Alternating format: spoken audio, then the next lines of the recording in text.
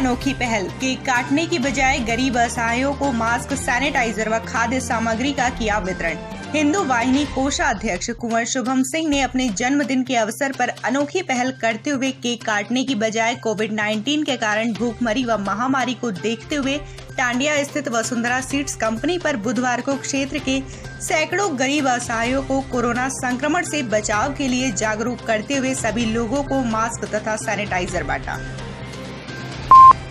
संदिग्ध परिस्थिति में विवाहिता की मौत, मायके वालों ने ससुराल वालों पर लगाया गला दबाकर मारने का आरोप। चोलापुर क्षेत्र के तेवर दलपतिपुरा में विवाहिता की संदिग्ध परिस्थिति में मौत की सूचना से सनसनी फैल गई।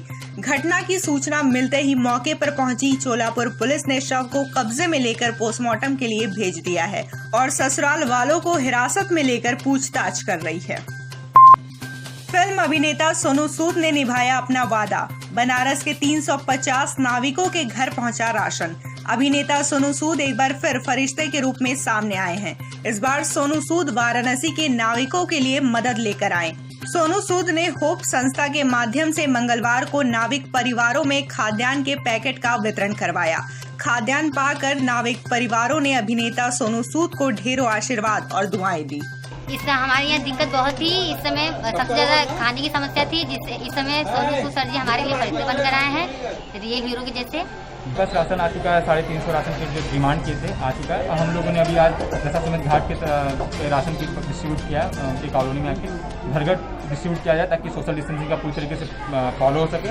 और इसके बाद हम लोगों ने अलग अलग जो लिस्ट आया उसके हिसाब से हम लोग डिस्ट्रीब्यूशन करें। सपाइयों ने की चाइनीज मांझा बेचने वालों पर कार्रवाई की मांग, काली पट्टी बांधकर डीएम कार्यालय पर किया प्रदर्शन।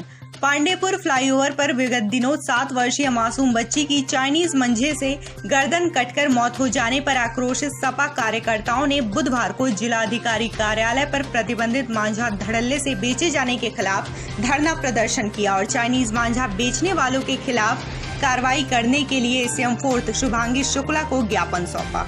चाइना का ही सामान हमारे देश, हमारे बनारस से बेचकर कईयों की जान ले रहे हैं। ये अन्याय है।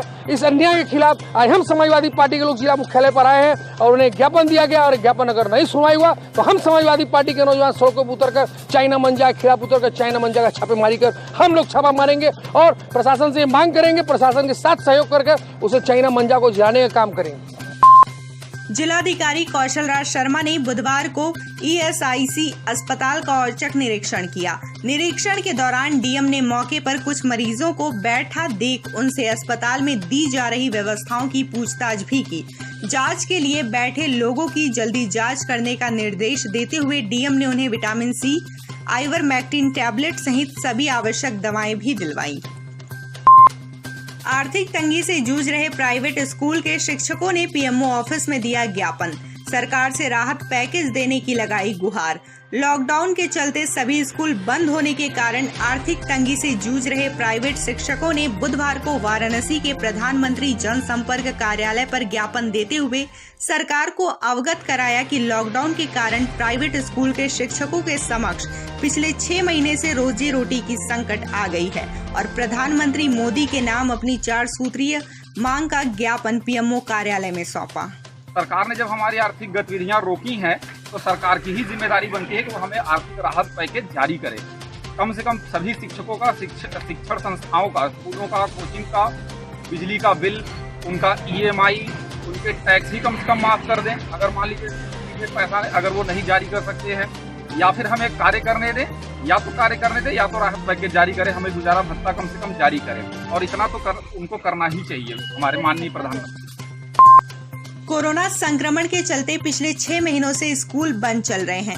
कुछ विद्यालय ऑनलाइन पढ़ाई भी करवा रहे हैं, पर ज्यादातर अभिभावकों को यह पैटर्न रास नहीं आ रहा। बुधवार को वाराणसी पेरेंट्स एसोसिएशन ने जिलाधिकारी के माध्यम से सीएम योगी से फीस माफी के लिए गुहार लगाई। एसोसिएशन के अध्यक्ष अनिल कुमार सिंह का कहना है कि स्कूल प्रबंधन ऑनलाइन क्लास और ऑनलाइन टेस्ट के बहाने पेरेंट्स से फीस लेकर उनका शोषण कर रहे हैं।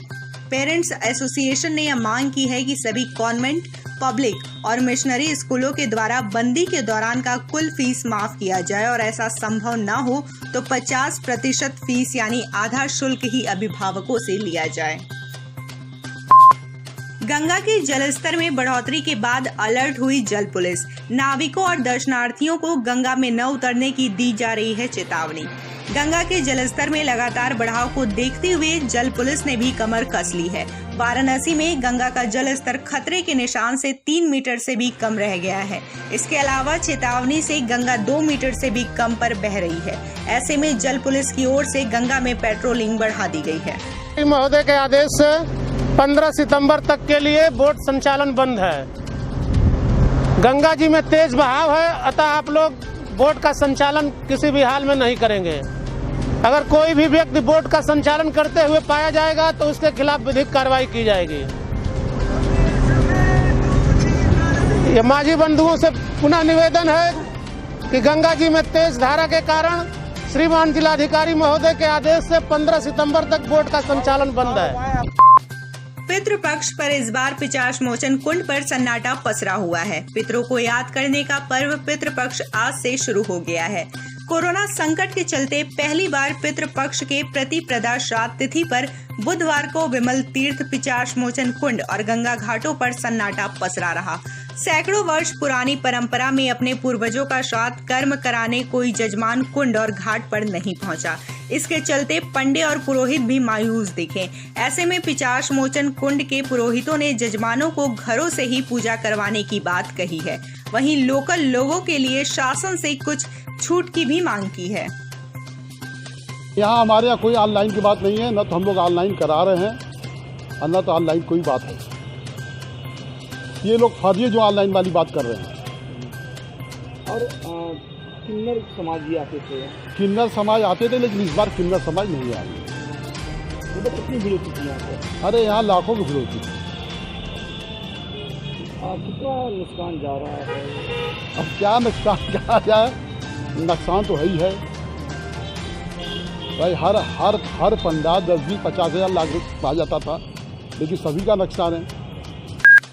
वाराणसी में बुधवार को 224 कोरोना पॉजिटिव मरीज मिले हैं। जिले में बीते 24 घंटे में 2 मरीजों की मौत कोरोना के कारण हुई है। मंगलवार को जिले के कुल 154 लोग स्वस्थ होने के बाद डिस्चार्ज किए गए हैं। जिले में कोरोना से मरने वालों का आंकड़ा 142 पहुंच गया है। अब तक 8,322 कोरोना पॉजिटिव मरीज वाराणसी में मिल चुके हैं। इनमें से 6,466 लोग स्वस्थ हुए हैं, जबकि एक्टिव मरीजों की संख्या 1,734 है।